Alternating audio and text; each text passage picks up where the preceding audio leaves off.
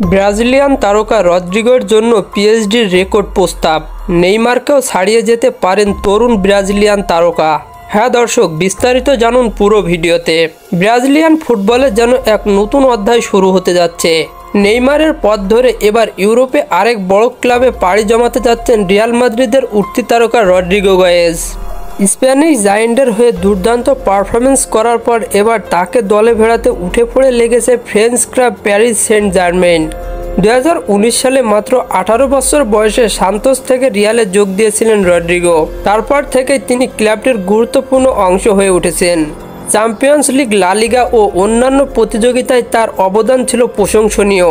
Kylian এমবাপ্পের বিদায়ের পর পিএসজি আক্রমণ ভাগে বড় ধরনের পরিবর্তন আনতে চাচ্ছে ফরাসি জায়ান্টরা। সেই জায়গায় রদ্রিগোকে দেখা হচ্ছে পরবর্তী নেতৃত্বের প্রতীক হিসাবে।